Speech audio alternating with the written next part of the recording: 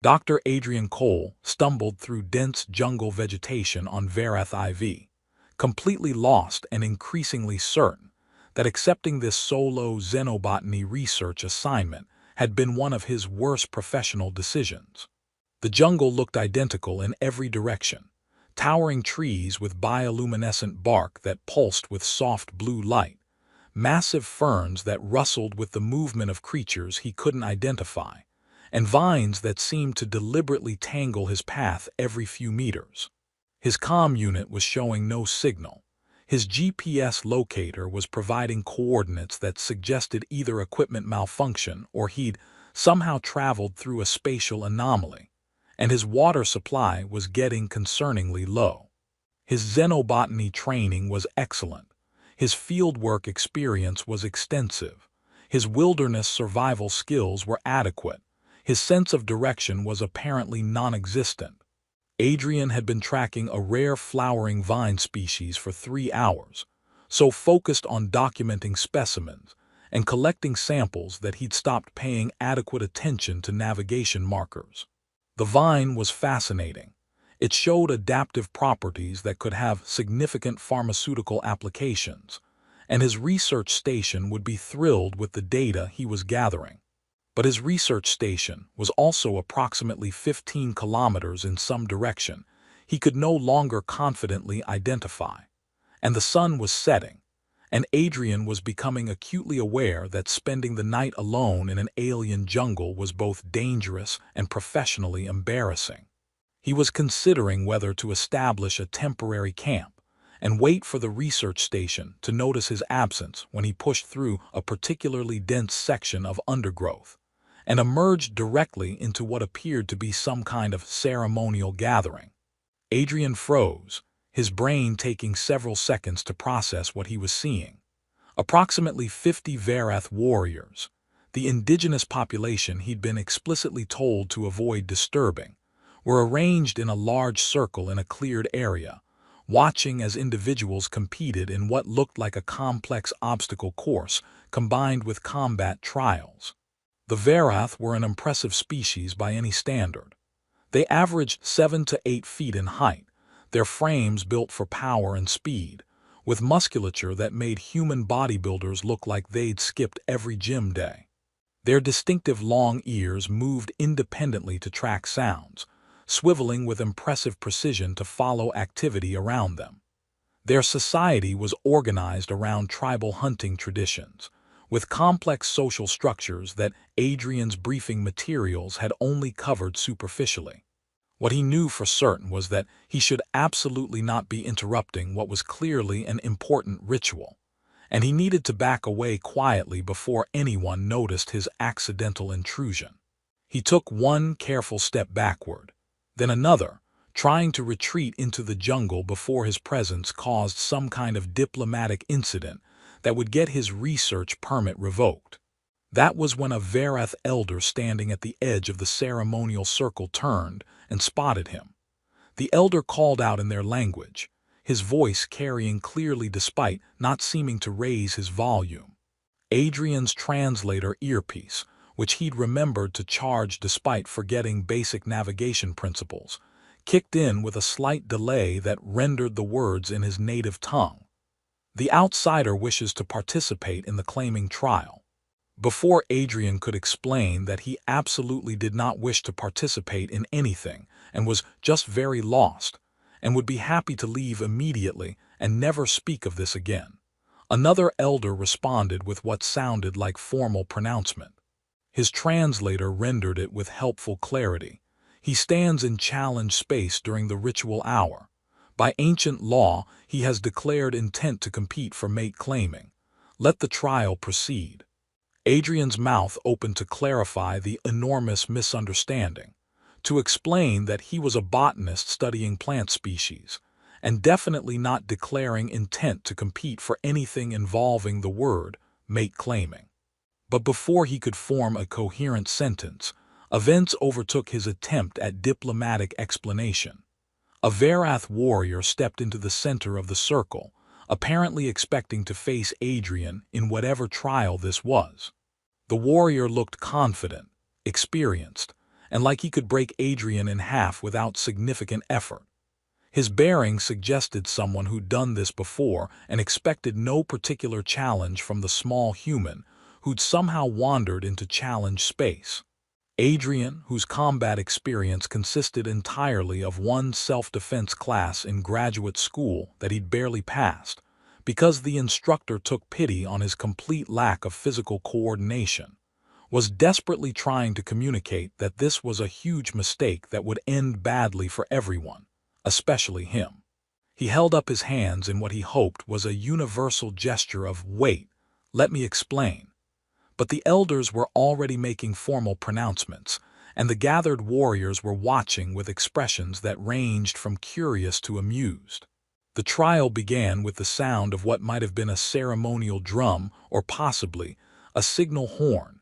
Adrian's cultural knowledge was insufficient to identify it accurately. The Verath warrior immediately started moving through the obstacle course with practiced efficiency, demonstrating raw power and traditional hunting techniques that were clearly the expected approach. Adrian stood frozen for approximately 3 seconds, his brain trying to process what was happening, before his survival instincts kicked in with urgent suggestions that he should probably start moving, or he was going to fail spectacularly in front of 50 judging aliens. The obstacle course wasn't actually direct combat, which was the only reason Adrian survived the first 2 minutes. It was a complex arrangement testing speed, agility, tracking ability, and strategic thinking, apparently qualities the Verath valued in their warriors. The course involved climbing sections with handholds designed for Verath proportions, balance challenges over gaps that looked terrifying, tracking elements where competitors had to identify specific markers, and strategic puzzles that required choosing correct paths through multiple options. The Verath warrior was clearly superior in strength, traditional hunting skills, and actually understanding what the trial was supposed to test. But Adrian, motivated by sheer panic and a desperate desire not to die embarrassingly in an alien jungle, managed to keep moving through frantic improvisation. Where the warrior used raw power to climb, Adrian used leverage principles learned from moving heavy research equipment. Where the warrior relied on traditional tracking techniques, Adrian employed observation methods derived from years of identifying plant species in challenging terrain. It wasn't pretty. It definitely wasn't impressive by Verath standards. His technique was completely wrong according to their traditions.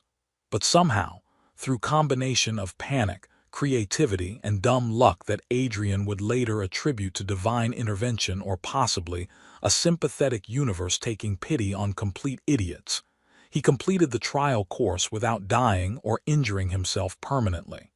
The Verath gathering erupted in surprised discussion, conversations overlapping in their language faster than his translator could render accurately.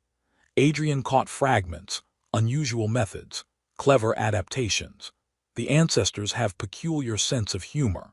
He moves like prey animal but somehow succeeds, and none of it sounded particularly complimentary, but at least no one seemed actively angry about his performance. The warriors who'd been watching were exchanging looks that suggested they weren't quite sure what to make of what they'd just witnessed.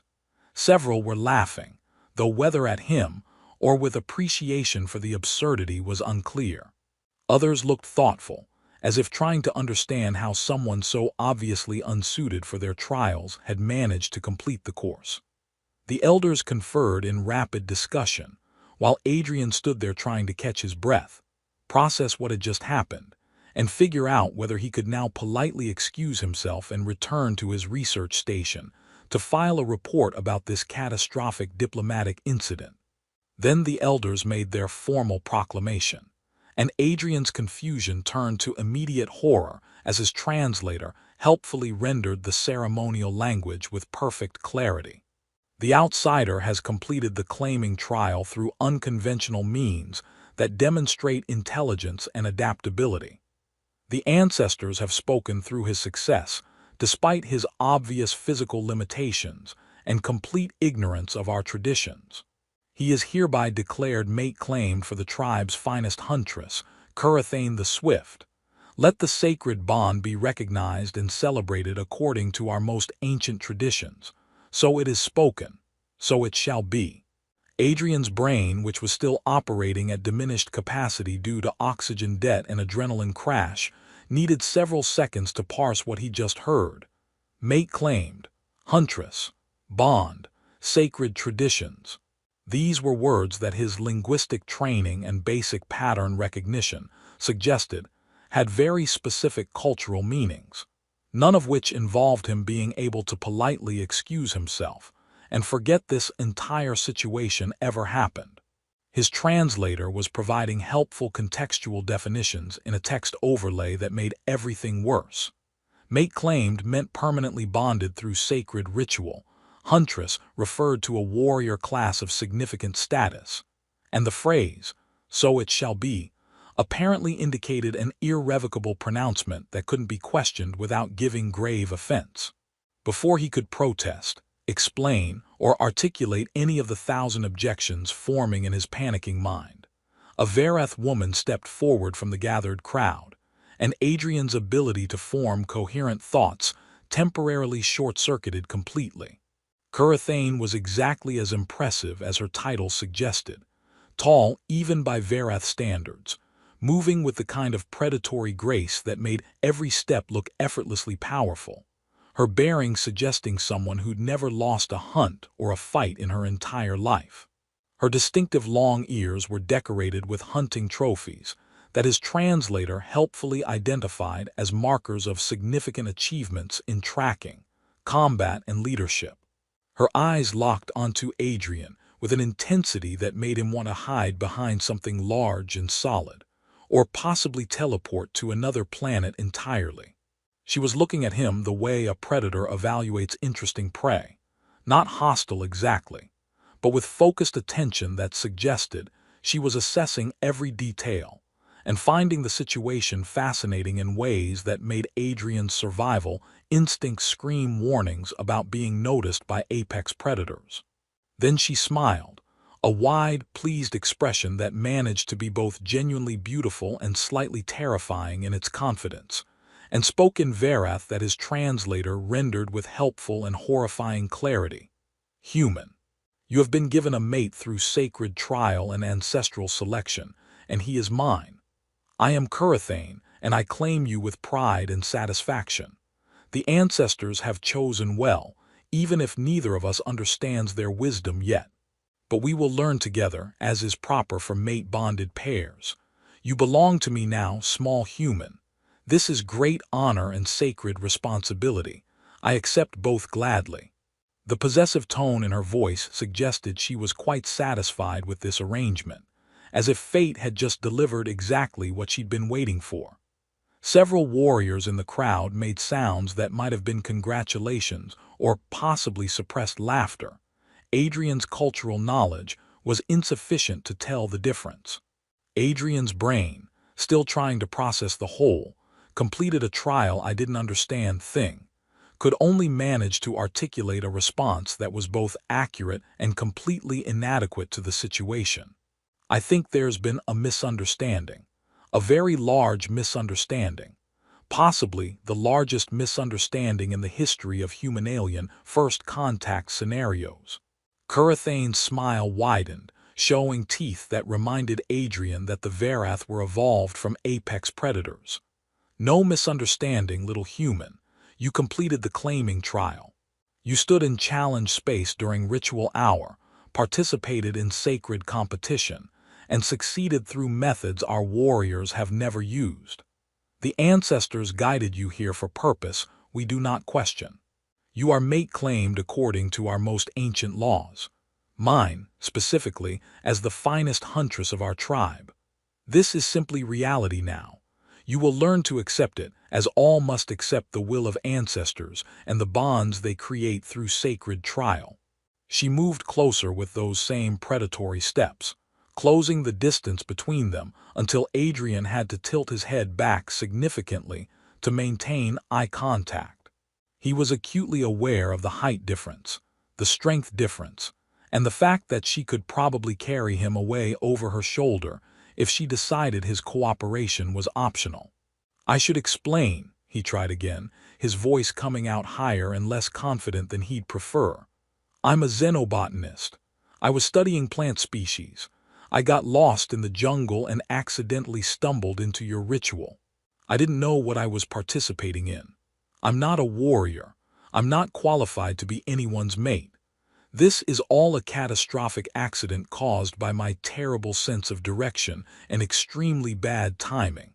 "And yet you participated," Curathane said with that same amused certainty that suggested she found his confusion endearing rather than problematic. "And yet you succeeded where many of our own warriors have failed. The ancestors do not operate through accident, small human. If you were guided to our trial at this moment, it was because you were meant to be here. Fate does not make mistakes. To suggest otherwise is to question wisdom older than your entire species' recorded history." She reached out and touched his shoulder with a hand that was large enough to completely encompass it, a possessive gesture that suggested she'd already mentally filed him under mine, and was quite satisfied with the acquisition. "I am Curathane, finest huntress of the Swift Wind tribe, undefeated in trials for 8 seasons, chosen by the ancestors to bond with you through sacred mate claiming. You will come to our village, learn our ways as I teach you, and we will begin the bonding customs as tradition requires. This is not request or negotiation. This is simply what will happen now, because the ancestors have spoken, and there cannot be questioned or refused." The absolute certainty in her voice suggested that arguing would be like arguing with gravity or the passage of time, theoretically possible but practically useless.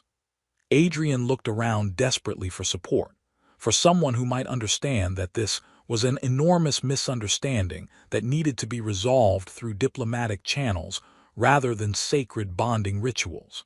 But the assembled Varath were all nodding in agreement with Curathane's pronouncement, their expressions suggesting they found the situation perfectly reasonable even if the human involved was obviously confused and possibly in shock.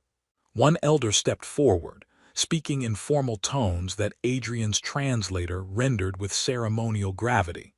"The bond is recognized by ancient law and ancestral wisdom. Curathane, you will guide your mate claimed in learning our customs and traditions. He has 7 cycles of the moon to demonstrate worthy understanding and proper adaptation to our ways, after which the final bonding ceremonies will occur to seal the sacred partnership permanently. The ancestors have chosen, so it is spoken, so it shall be fulfilled. 7 lunar cycles." Adrian's panicking brain did quick math and realized that was approximately 6 standard months. 6 months to somehow learn an entire alien culture's worth of customs and traditions, or presumably face some kind of permanent consequences involving being bonded to an alien huntress who could probably bench press his entire body weight. This was definitely the worst professional assignment of his career, possibly the worst professional assignment of any human's career. His research supervisor was going to have so many questions. Adrian tried several more times to explain the situation, to clarify the misunderstanding, to negotiate some kind of resolution that didn't involve him being accidentally married through a ritual he hadn't understood and definitely hadn't intended to participate in. The elders listened with polite patience and then explained, with the kind of careful simplicity usually reserved for teaching basic concepts to children, that the claiming trial was sacred, that standing in challenge space during ritual hour was an irrevocable declaration of intent, that completing the trial meant the ancestors had approved his presence and purpose, and that questioning any of these facts was both impossible and disrespectful to traditions that had guided their people for millennia. "But I don't speak your language fluently," Adrian protested, grasping at any argument that might make them reconsider. "I don't understand your customs. I'm not Varath. I'm human. We have completely different cultural practices, social structures, biological needs. This can't possibly work based on fundamental compatibility issues that go beyond simple tradition." Then I will teach you our language, our customs, our ways, Curathane said, with the confidence of someone who'd never encountered a problem she couldn't solve through determination and skill. You will learn to be a proper mate.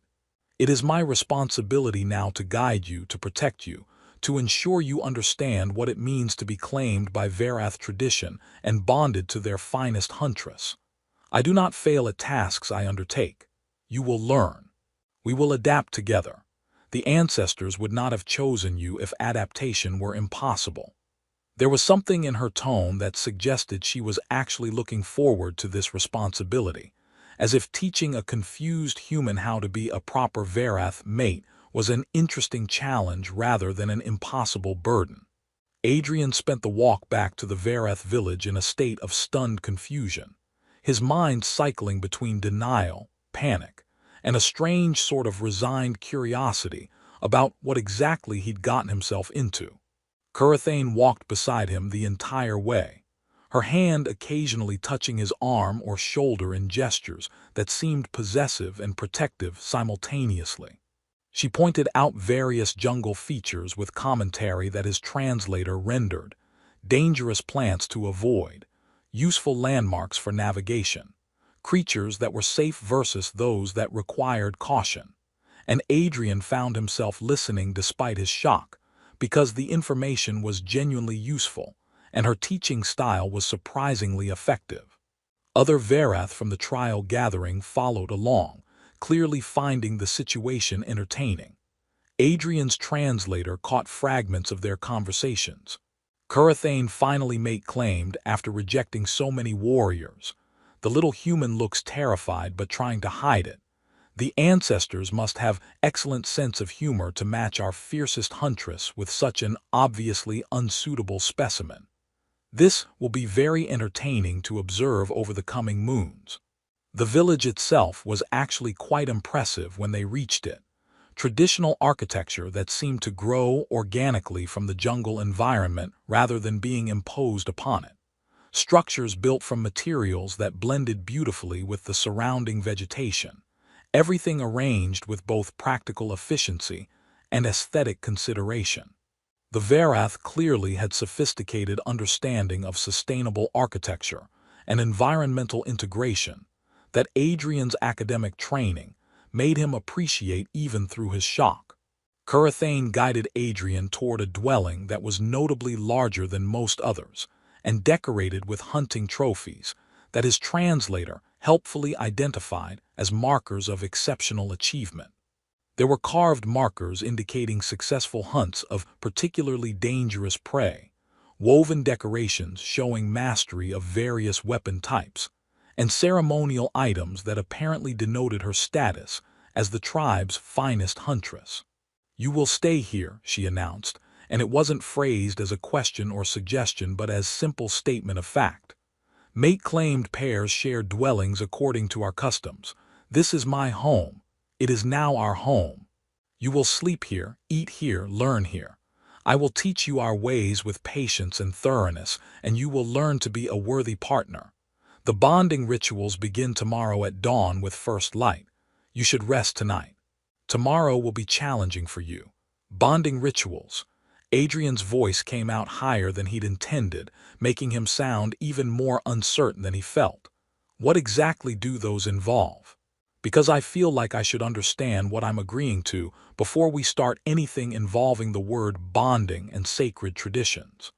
Many things, Curathane said, with that same amused smile that suggested she found his nervousness endearing rather than concerning. Sharing meals that we prepare together, learning to move in coordination during hunts and training exercises, understanding each other's strengths and weaknesses so we can fight better together when necessary, building the trust that allows proper partnership between mates. Some customs are more private between bonded pairs, intimate practices that strengthen connection, but those come later after initial bonding is well established and both partners are ready for deeper union. You need not fear those aspects yet, small human. We progress at pace that allows proper learning. She moved closer, and Adrian was once again acutely aware of the significant height difference, and the fact that she could probably lift him with one hand if she wanted to.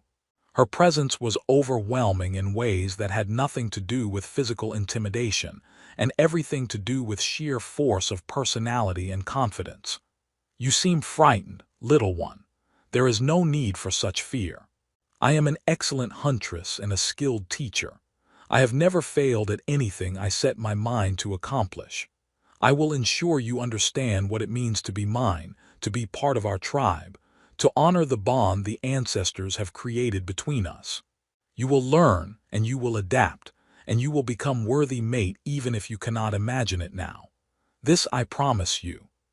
Adrian wanted to argue, to explain that promises couldn't overcome fundamental incompatibilities, or the fact that this entire situation was built on a catastrophic misunderstanding.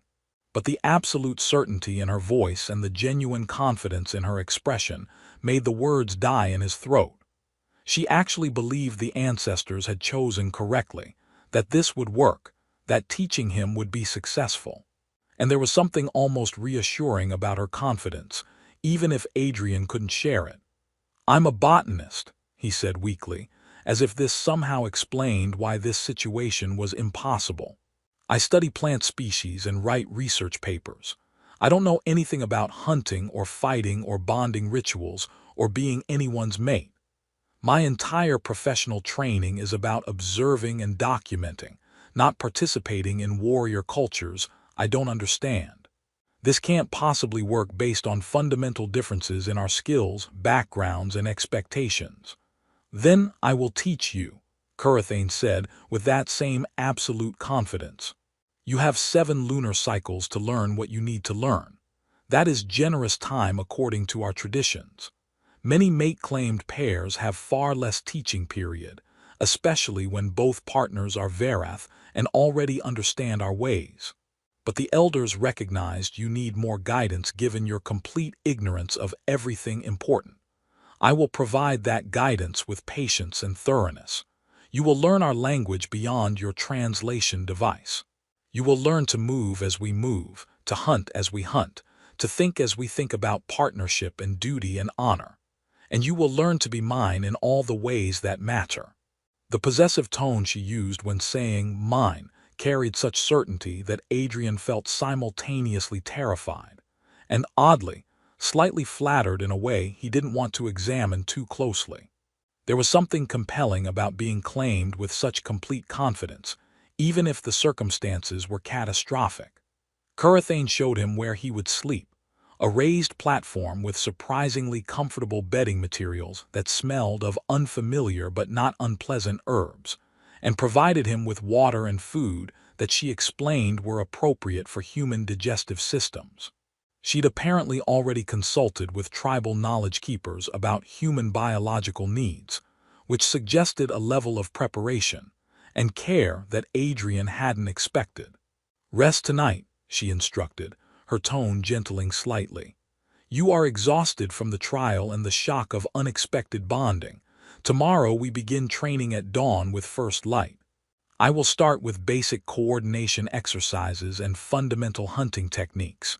You will learn quickly or you will struggle, but either way, you will learn.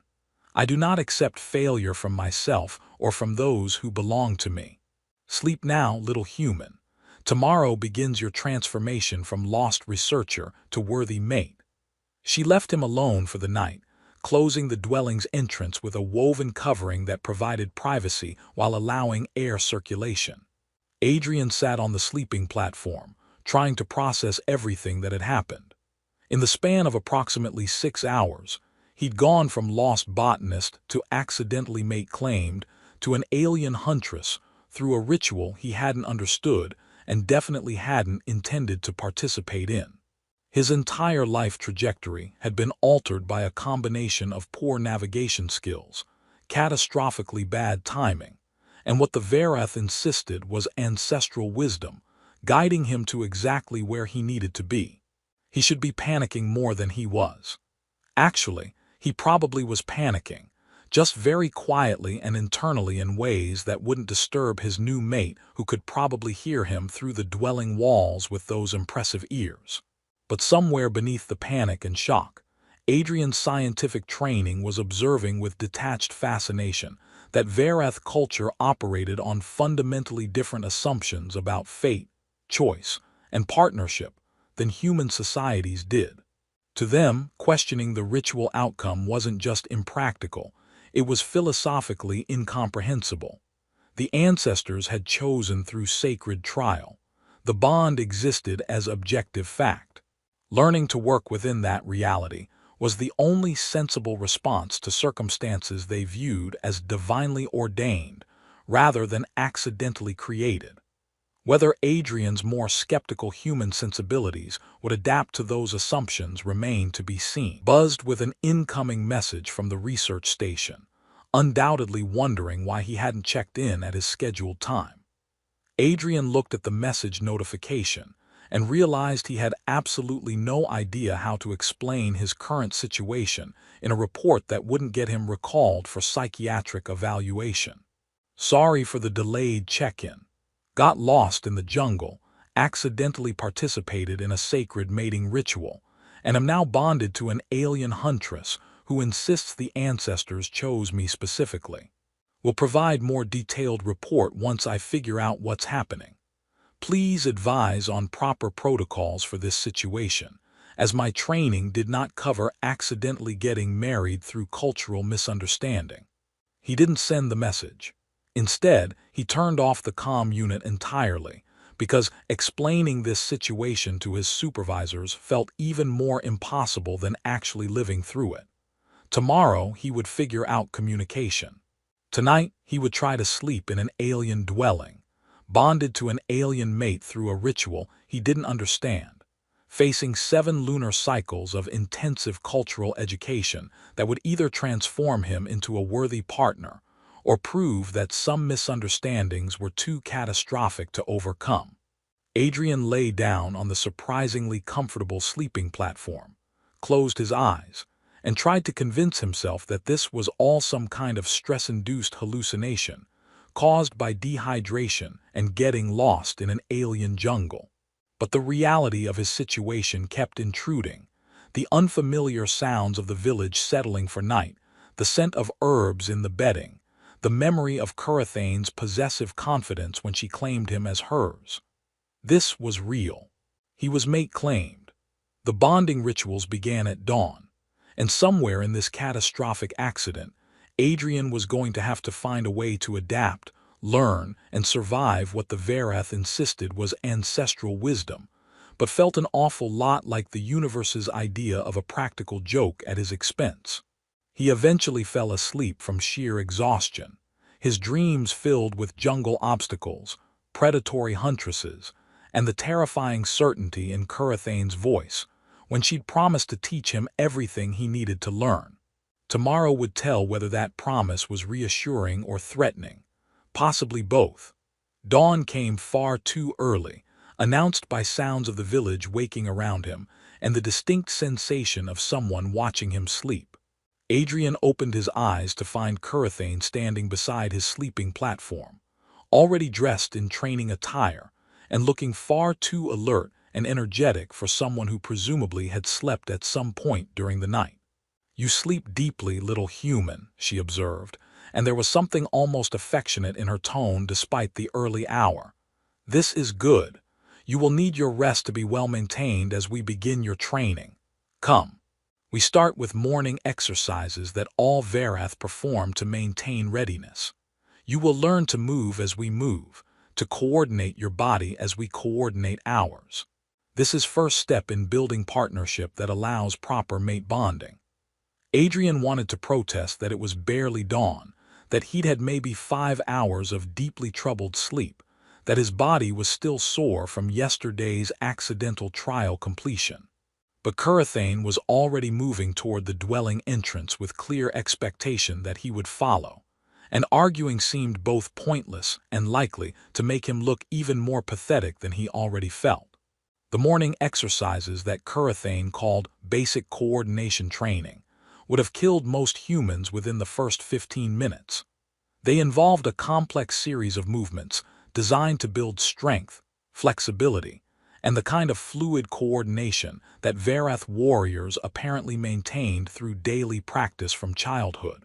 Curathane demonstrated each movement with effortless grace, her body flowing through positions that looked both beautiful and impossibly difficult. "Watch carefully," she instructed, moving through a sequence that involved balance, strength, and flexibility in equal measure. This builds the coordination that allows hunting partners to move together, to anticipate each other's movements, to function as single unit rather than two separate individuals. If we cannot synchronize our bodies in simple exercises, we cannot synchronize in hunts or battles where coordination means survival. "Now you try. Copy my movements exactly." Adrian attempted to mimic her and immediately discovered that his human body was not designed for whatever she was doing. His balance was terrible. His flexibility was inadequate. His strength failed on movements that she made look effortless. Within minutes, he was breathing hard and sweating profusely, while Curathane watched with an expression that managed to combine patience with obvious assessment of exactly how much work she had ahead of her. "Your balance is terrible," she observed, which Adrian felt was unnecessarily blunt even if it was accurate. "You move like prey animal fleeing predator, all panic and reaction, no purpose or control. Your core strength is insufficient. Your flexibility is poor, your coordination is." She paused, apparently searching for a diplomatic way to say completely absent. "Developing," she finished. "We will work on all of these things. Watch again, like this." She demonstrated another sequence, her movements precise and controlled. Adrian watched with the kind of focused attention he usually reserved for identifying rare plant species, trying to understand the biomechanics of what she was doing. His scientific training suggested that Verath muscle structure and skeletal configuration were optimized for exactly these kinds of movements in ways that human anatomy simply wasn't. But saying, "I'm biomechanically unsuited for your exercises," seemed like the kind of excuse that Curathane would dismiss with the same patience she'd shown when he tried to explain the bonding was a misunderstanding. He attempted the movement again, adjusted his posture based on her demonstration, and managed to not fall over this time, which felt like significant achievement even if Curathane's expression suggested she had much higher standards for success. "Better," she said eventually, after what felt like hours but was probably only 90 minutes of grueling exercise. "Still terrible by our standards, but better than when you started. You learn quickly when properly motivated by not wanting to look completely incompetent before your mate. This is good quality. Pride can drive improvement when properly channeled." She moved closer, reaching out to adjust his posture with hands-on guidance that was completely professional, and yet intensely intimate in ways that made Adrian acutely aware of her touch. Her hands were large and strong, capable of gentleness despite obvious power, and she moved him into correct positions with the kind of practiced ease that suggested she'd taught many students before. Core tighter, shoulders back. Balance centered. Yes, like that. Hold the position. Breathe steadily. This is how proper form feels, little one. Your body will remember through repetition even if your mind doubts. We will practice these movements every dawn until they become instinct rather than effort. The training continued with Curathane providing running commentary on everything Adrian was doing wrong, which was essentially everything, but also occasional praise when he managed to execute something correctly, which happened rarely enough to feel genuinely rewarding when it occurred. She was simultaneously the most demanding teacher he'd ever encountered and the most patient with his obvious limitations, a combination that confused him until he realized she was treating this exactly like she'd treat training any student. High standards with realistic assessment of starting capabilities. After the morning exercises, she led him to a communal eating area where other Verath were gathering for morning meal. The area was an open pavilion with seating arrangements that seemed organized by family groups and social relationships.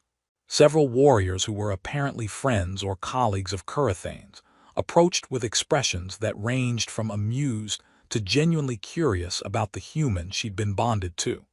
They spoke in rapid Verath that Adrian's translator struggled to follow, but he caught the general meaning. They were congratulating Curathane on her mate claim, while expressing varying degrees of surprise that she'd been matched with an outsider who clearly knew nothing about their ways and looked like a strong wind could knock him over. "This is Adrian," Curathane announced with possessive pride that made it very clear she considered him her responsibility and property in equal measure. "My mate claimed human. The ancestors brought him to our trial through mysterious means that we do not question, and he completed the challenge through intelligence and adaptability rather than raw strength.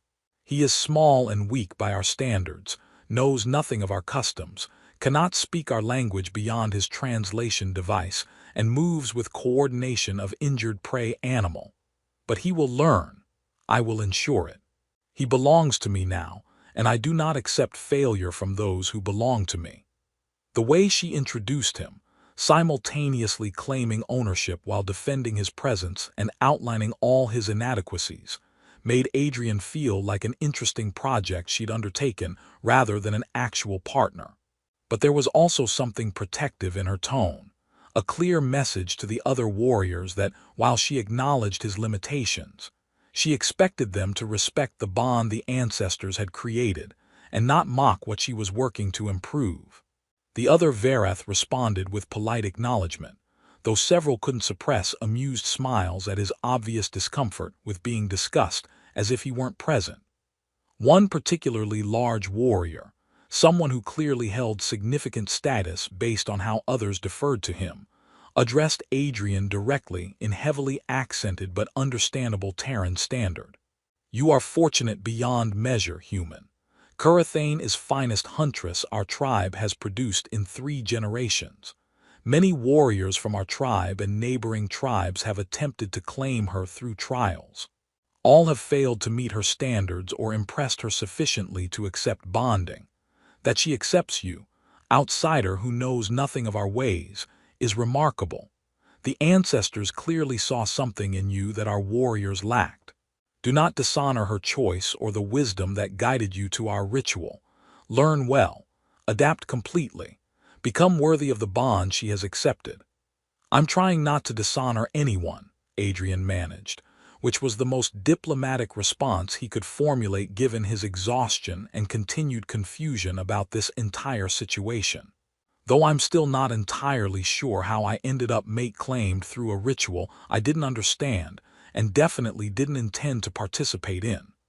"The ancestors guided you," the warrior said as if this explained everything and rendered all questions irrelevant. "They work in ways mortals do not always understand immediately. Your presence at the trial was fate, not accident. The sooner you accept this truth, the easier your path will become. Fighting against fate is exhausting and pointless.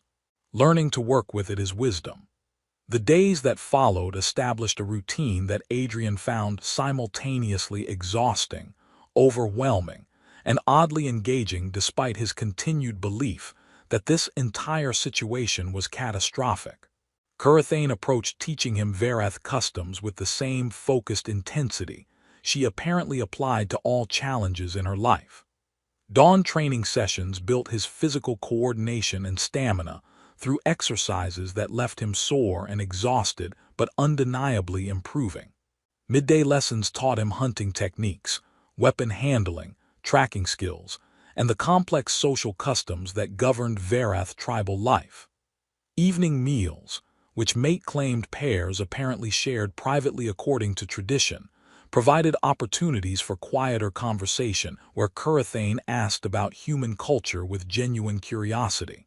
"Humans do not have mate-claiming rituals guided by ancestors?"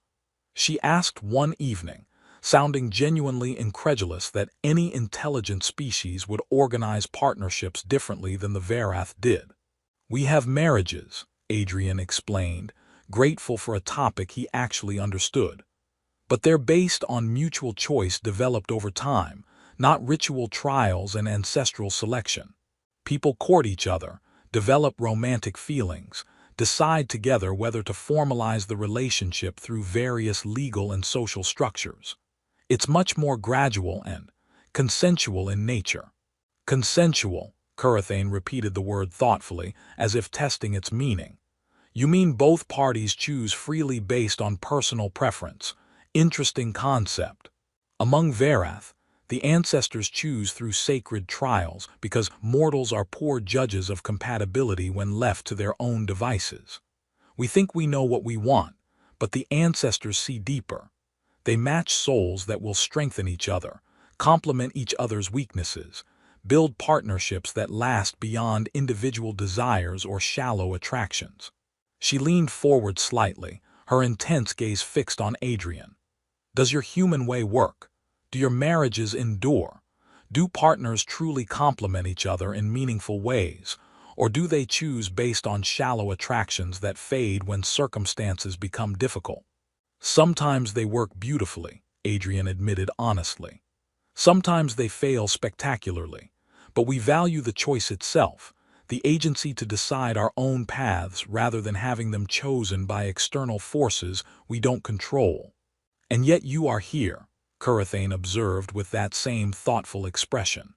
Chosen by forces you did not control, in a bond you did not seek, learning to be part of partnership you never requested. And despite your resistance and confusion, you are adapting and learning and becoming stronger. Perhaps your human way of choosing is not the only valid approach to partnership. Perhaps there is wisdom in trusting forces greater than individual preference. Adrian didn't have a good counterargument to that. He was adapting despite his initial resistance. The training was brutal but effective. His coordination was improving measurably. His understanding of Verath customs was deepening daily. And more concerningly, he was beginning to see Curathane as more than just the overwhelming force who'd claimed him. She was an excellent teacher, patient with his limitations while demanding genuine effort, and capable of surprising gentleness when explaining difficult concepts or correcting his mistakes. He was starting to notice things about her that had nothing to do with her role as his teacher, and everything to do with her as a person. The way she moved with unconscious grace even during mundane activities. The intelligence in her eyes when she explained complex hunting strategies. The unexpected humor in her commentary when other villagers did something amusing. The fierce protectiveness she showed when other warriors questioned whether a human could ever be worthy of bonding with their finest huntress. Weeks passed in this routine of training, learning, and gradual adaptation. Adrian's physical capabilities improved enough that he could keep up with basic group activities without embarrassing himself completely. His language skills developed to the point where he could conduct simple conversations without constant translator dependence. His understanding of Verath's social customs deepened enough that he could navigate village interactions without constant guidance from Curathane. And somewhere in the daily routine of dawn exercises, shared meals, patient teaching, and building familiarity, Adrian realized he'd stopped thinking constantly about escape and started thinking about what it would actually mean to stay, to commit, to build a life in this place with this person who'd claimed him so possessively and was teaching him so patiently. The realization hit him during a group hunt where Curathane had included him as part of her hunting party. He wasn't expected to take down prey. That would be beyond his capabilities for years, yet according to her assessment. But he was assigned support roles, tracking unusual movement patterns that his botanical observation training helped him notice, spotting potential dangers that others might miss, maintaining awareness of the group's position relative to village location. These were roles that played to his actual strengths rather than trying to force him into being something he wasn't. When the hunt succeeded in bringing down a large prey animal that would feed multiple families, Curathane praised his contributions publicly in front of the other hunters. Adrian tracked the prey's alternate path when our traditional routes failed to locate it, she told the group, her voice carrying pride that made something warm unfold in Adrian's chest. His observation skills are different from ours, but valuable for exactly that reason. He thinks in ways we do not because his training is different, and that makes him useful to hunting parties in roles we had not previously considered important. The ancestors chose him for reasons we are beginning to understand. Do not discount his worth simply because it manifests differently than our traditions expect. Back in their dwelling that evening, Adrian found himself speaking before his brain could prevent the words. "Thank you for defending me today, for treating me like I have actual value rather than just tolerating me because the ancestors said you had to bond with me. It means more than I can adequately express." Curathane looked at him with an expression that held genuine warmth beneath her usual confidence. "You do have value, little one. Not as warrior by our traditional standards. You will never match our warriors in strength or conventional hunting prowess no matter how much you train. But you observe things we miss because your training taught you to notice details we consider irrelevant. You solve problems through methods we would not consider because your thinking patterns are different from ours. You ask questions that make me reconsider our traditions from new angles I had never examined. These are valuable qualities in mate, small human, perhaps more valuable than raw physical strength that many possess but few can apply with genuine intelligence." She moved closer, reaching out to touch his shoulder with the possessive gentleness that had become familiar over weeks of constant contact and daily teaching. "I rejected 7 of our finest warriors over the past years because they viewed mate bonding as conquest rather than partnership. They saw me as prize to be won through displays of dominance, as trophy that would enhance their social status and prove their superiority. They did not see me as person with thoughts and preferences worth respecting. You do not try to dominate me. You do not assume superiority you clearly do not possess. You treat me as person with agency rather than prize to be claimed. You work diligently to build competence rather than faking confidence about abilities you lack. You speak honestly about your limitations rather than pretending strength that would fool no one. These qualities matter more than physical power." Her hand moved from his shoulder to touch his face with unexpected intimacy, a gesture that felt more personal than their usual training contact. "I am beginning to understand why the ancestors chose you for me, Adrian of the humans. You are not what I would have chosen for myself if selection were left to my limited mortal judgment. I would have sought someone physically powerful, traditionally skilled, perfectly adapted to our culture's expectations. But perhaps that is exactly why the choice was necessary, because I would have chosen wrong if left to my own devices. You challenge me in ways I did not know I needed. You make me examine assumptions I had never questioned. You bring perspectives that strengthen my understanding rather than simply reinforcing what I already believe. This is what true partnership provides, and I suspect the ancestors understood that better than I did." Adrian's heart was beating faster for reasons that had nothing to do with physical exertion or training exercises. "I'm still scared," he admitted, offering honesty that felt safer than pretending confidence he didn't feel. "I don't understand all of your customs despite weeks of learning. I'm terrified of disappointing you or dishonoring your traditions through mistakes I don't yet know I'm making. I'm just a botanist who got catastrophically lost and stumbled into something way beyond my preparation or capabilities. I don't know how to be a proper mate by your standards or anyone's standards really." Curathane's expression softened into something gentle that contrasted beautifully with her usual fierce confidence and demanding teaching style. "Fear is acceptable and even appropriate when facing unknown challenges, little one. Courage is not absence of fear. It is taking action despite feeling afraid. You completed the trial despite being terrified. You face each day's training despite uncertainty about whether you can succeed. You speak honestly about your concerns rather than pretending false confidence that would fool no one.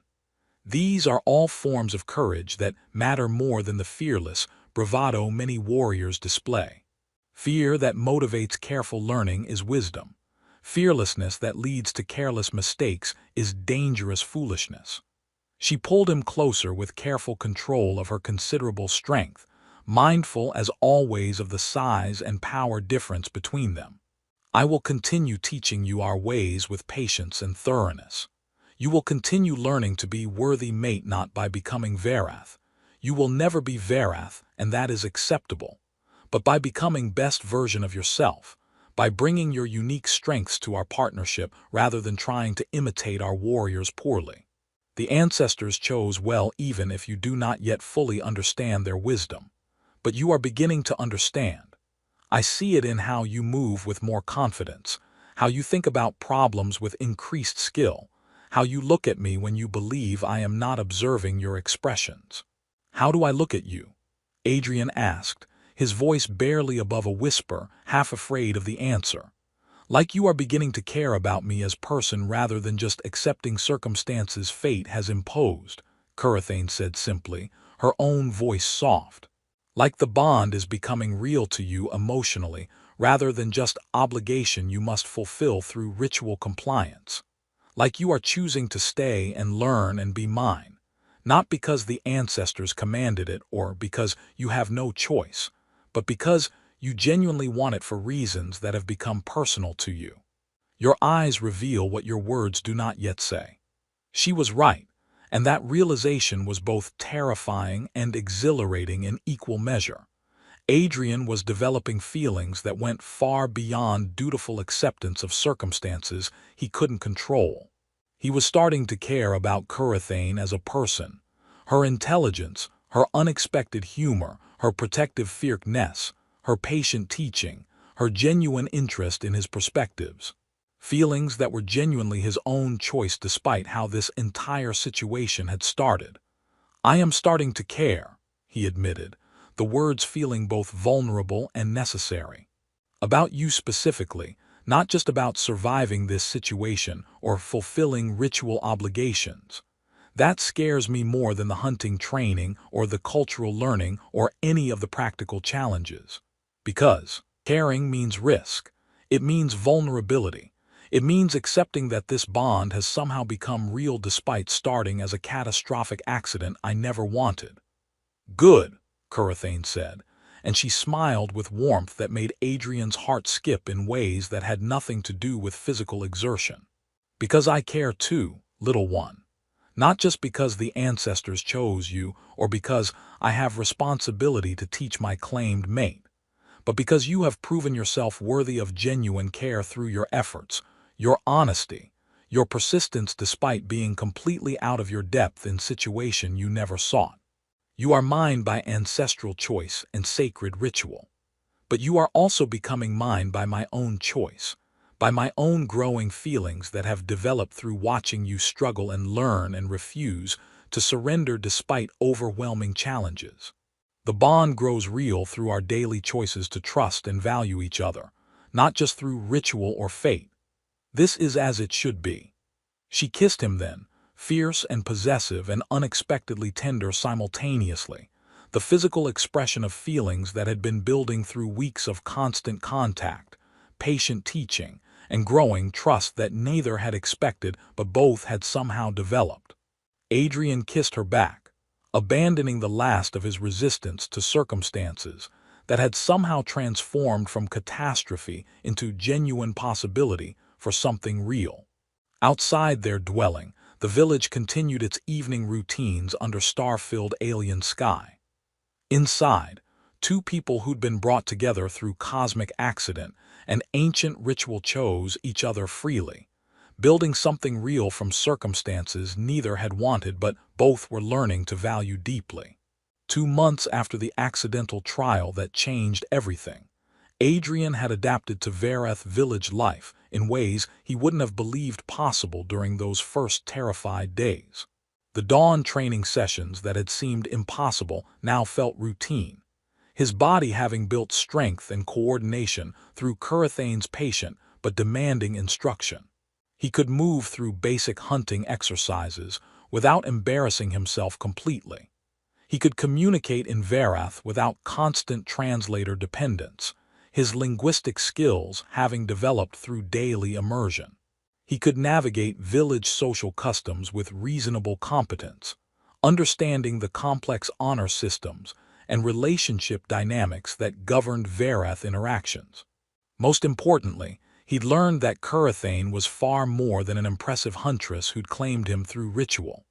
She was thoughtful and curious, patient with his mistakes while demanding genuine effort toward improvement, protective without being controlling, fierce in public but capable of unexpected gentleness in private moments.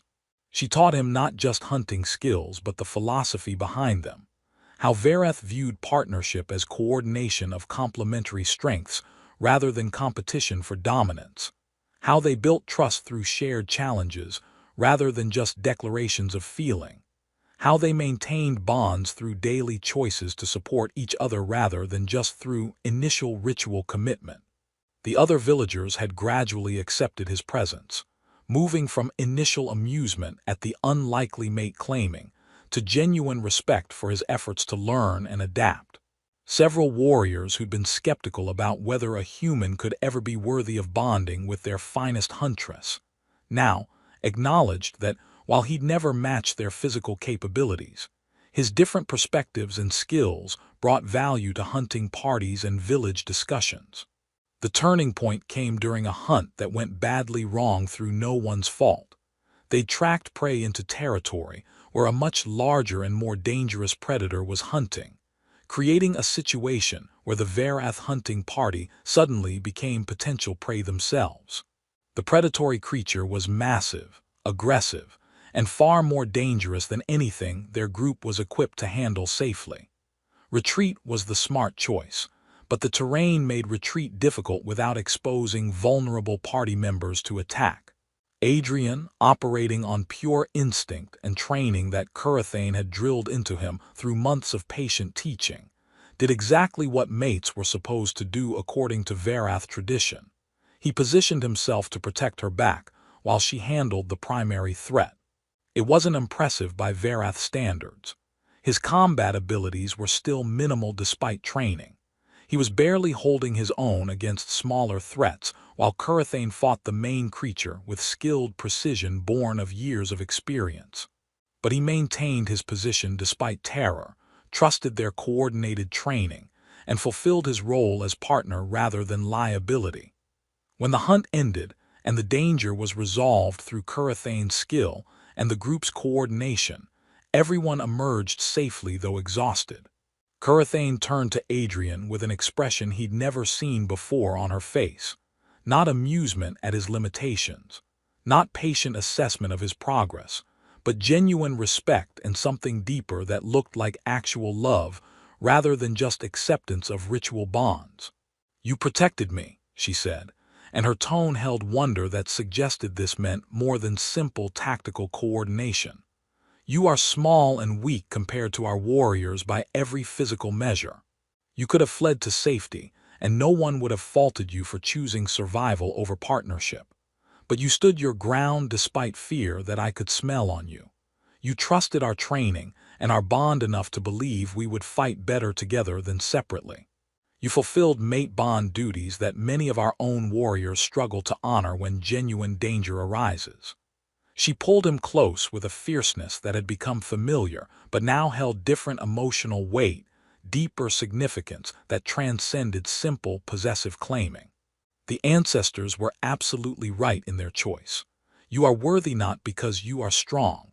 You will never match our warriors in raw power no matter how much you train.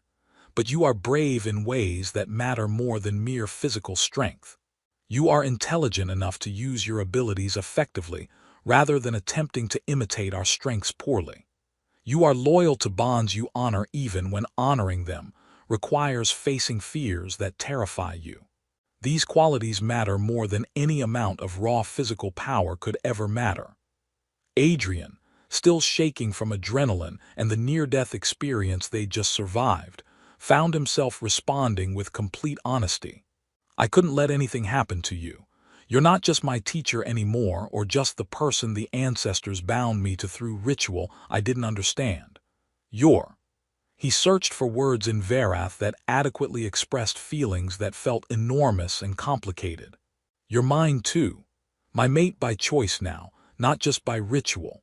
My partner who I genuinely care about beyond any obligation. The person I've somehow come to love despite this entire situation starting as a catastrophic accident I never wanted." Curathane's smile was radiant, transforming her usually fierce expression into something soft and genuine that took Adrian's breath away more effectively than any amount of physical training ever had. "No accident, little one. Never accident. The ancestors knew what they were doing when they guided you to our ritual at precisely correct moment. I knew, even if I did not fully understand during those first days. And now you know as well. The bond is real, not just because sacred ritual says so, but because we have chosen to make it real through daily trust and growing love that neither of us expected, but both of us have come to value more than we can adequately express." She kissed him, fierce and possessive and tender all at once, the physical expression of months of building trust, patient teaching, growing respect, and deepening love that had transformed ritual obligation into genuine partnership. Adrian kissed her back with equal intensity, abandoning the last traces of resistance to circumstances that had somehow become the best thing that ever happened to him despite starting as the worst mistake he'd ever made. When they returned to the village after the hunt, something had fundamentally shifted between them. Adrian stopped thinking about this as a situation to escape or endure, and started thinking about it as a life he was genuinely building by choice. Curathane stopped treating him as primarily a student who needed teaching and started treating him as a true partner, whose different strengths complemented her own in ways that made them both more effective together than they'd ever been separately. Their bond, which had started as a misunderstanding enforced by tradition neither questioned, had become something real and chosen, not just through ritual or ancestral selection, but through daily choices to trust each other, to build genuine partnership, to care despite all the excellent reasons cross-species bonding should have been impossible. The story concludes several weeks later with Adrian and Curathane participating in the final bonding ceremony, the one that Verath tradition reserves for mate pairs who have proven their partnership through shared trials, demonstrated genuine love through daily choices, and built the kind of deep trust that allows true unity rather than just ritual compliance. The ceremony takes place at sunset before the entire tribe, with elders presiding over rituals that have guided Verath partnerships for millennia. The ceremonial space is decorated with hunting trophies, representing both partners' achievements, Curathane's impressive collection of successful hunts and Adrian's more modest, but genuinely earned contributions through tracking assistance and strategic observation. The elders observe with satisfaction that speaks to approval of how this unlikely pairing has developed, noting that the ancestors did indeed choose well even if the initial circumstances seemed catastrophic. As they stand together before the assembled tribe, hands clasped in the formal bonding position, Curathane speaks the traditional words with her voice carrying clearly across the ceremonial space. "This is my mate, chosen by the ancestors and claimed by my heart through months of building genuine partnership. We are bonded in strength that comes from complementary abilities rather than similar capabilities. We are bonded in trust that has been earned through shared trials and daily choices to support each other. We are bonded in love that grows from genuine respect and care rather than just ritual obligation. He is mine by ancestral selection and by my own free choice. I am his by the same dual bonds. This partnership will endure through all challenges because it is built on real foundation rather than just ceremonial duty." Adrian, who has learned enough Verath to speak without translation assistance and understands enough cultural context to mean every word, responds with equal formality and genuine emotion. "This is my mate, who taught me strength I did not know I possessed through patient instruction and demanding expectations, who protected me while teaching me to protect her in return, who claimed me with possessive pride when I was lost and confused, and who earned my love through demonstrating what true partnership means. She is mine by ancestral wisdom I did not initially trust but have come to respect. I am hers by free choice I make daily despite this bond starting as accident I never sought. Together, we are stronger than we could ever be separately.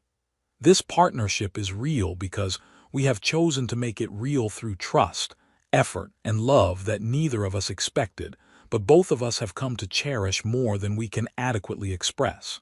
The gathered tribe erupts in celebration that speaks to their cultural love of stories, where unexpected circumstances develop into genuine love through shared trials and demonstrated commitment.